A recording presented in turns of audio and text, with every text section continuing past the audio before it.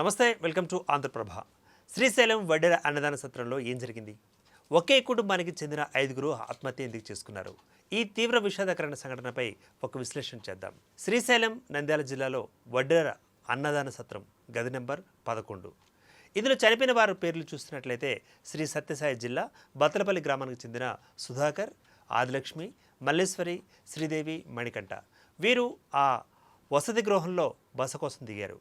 ఇక ఆత్మహత్య చేసుకున్న తీరు చూసినట్లయితే హాలులోని ఫ్యాన్కు 2 పురుషులు, బాత్రూంలో మరో 3 మహిళలు ఊరివేసుకున్నారు. ఇక వెలుగులోకి వచ్చిన విధానాన్ని మనం చూసినట్లయితే గది మూసివేసి ఉండడం, లోపల నుంచి తీవ్ర దుర్వాసన రావడంతో సత్రం నిర్వాహకులు పోలీసులకు సమాచారం ఇచ్చారు. దీంతో పోలీసులు తలుపు తెరిచి చూడడంతో ఈ ఘటన కాస్త వెలుగులోకి వచ్చింది. ఇక ఇందులో ఏం జరిగింది, ఏ కోణంతో వాళ్ళు చనిపోవడం జరిగింది, ఆర్థిక తీవ్రత ఉందా అన్న అంశం కూడా బయటకు వచ్చింది. పోలీసుల ప్రాథమిక విచారణ ప్రకారం ఆర్థిక ఇబ్బందులే ఈ సామూహిక ఆత్మహత్యకు ప్రధాన కారణమని అనుమానిస్తున్నారు. అప్పుల భారం లేదా జీవన ఉపాధి దెబ్బతినడం కుటుంబాలను ఎంతటి తీవ్ర నిరాశలోకి నెడుతుందో ఈ సంఘటన తెలియజేస్తోంది. ఇక మానసిక స్థితి ఎలా ఉంది, అదేవిధంగా వారు అక్కడ ఎందుకని బస చేశారు అన్న విషయాలను చూసినట్లయితే కుటుంబ సభ్యులు గత నెల చివరి వారంలోనే శ్రీశైలానికి వచ్చి సత్రంలో గది తీసుకున్నారు. ఇన్ని రోజులుగా సత్రంలో ఉండడం, చివరికి ఈ దారుణ నిర్ణయం తీసుకోవడం వెనుక తీవ్రమైన మానసిక ఆందోళన, భవిష్యత్తుపై ఆశ కోల్పోయినట్లుగా తెలుస్తోంది.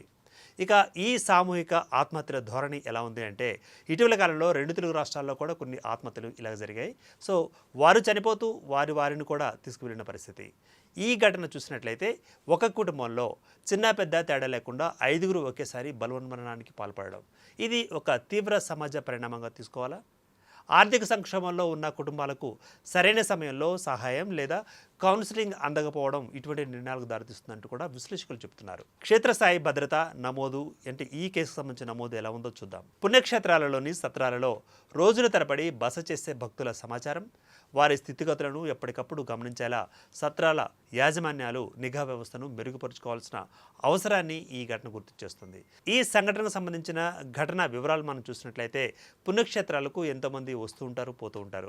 ఇందులో వందలాదిగా లేదా వేలాది మందిగా అక్కడికి భక్తులు రావడం జరుగుతుంది.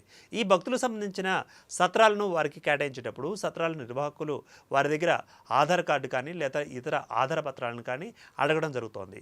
సో ఆధార పత్రాలను కూడా సమర్పించిన తర్వాత అవి ఫేకా లేదా ఒరిజినలా అన్న క్రమంలో వారు చెక్ చేయకుండానే ఇటువంటి వ్యక్తులకు అంటే ఇటువంటి కుటుంబాలకు వారు సత్రాన్ని ఇవ్వడం జరుగుతుందంటూ కూడా ఒక ఆరోపణ అయితే ఉంది.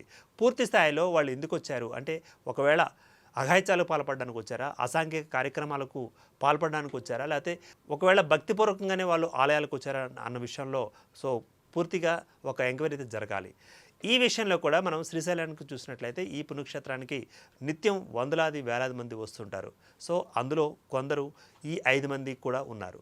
సో ఈ 5 మంది ఎందుకల్లా చనిపోయారు అంటే ఆర్థిక సమస్యలే ఒకవేళ కారణం అనుకుంటే సో వారి ఇంటి దగ్గరే మరణించకుండా మరి పుణ్యక్షేత్రాల్లో ఎందుకు మరణించడం జరిగింది? పుణ్యక్షేత్రాల్లో మరణించారనుకుంటే ఒకవేళ ఏమన్నా వాళ్ళకి వెనుక బ్యాక్ స్టెప్ సంబంధించి వారికి ఏమైనా నమ్మకాలు ఉన్నాయా? పుణ్యక్షేత్రాల్లో ప్రాణాలు తీసుకుంటే సో మేము దైవ సన్నిధికి చేరుకోవచ్చు అన్న అపోహ కానీ ఏమైనా ఉందా, లేదా ఎవరైనా పురికొల్పారా? సో ఈ విషయాలు కూడా బయటకు వస్తున్నాయి. అయితే ఈ ఘటనపై పోలీసులు కేసు నమోదు చేసి అన్ని కోణాలలో కూడా దర్యాప్తు జరుపుతున్నారు. కుటుంబ సభ్యుల మరణం స్థానికంగా తీవ్ర దిగ్భ్రాంతిని కలిగించింది. మొత్తం మీద ఒక పుణ్యక్షేత్రంలో 5 మంది ఒకేసారి చనిపోవడం అన్నది సంచలనాన్ని రేపిస్తోంది.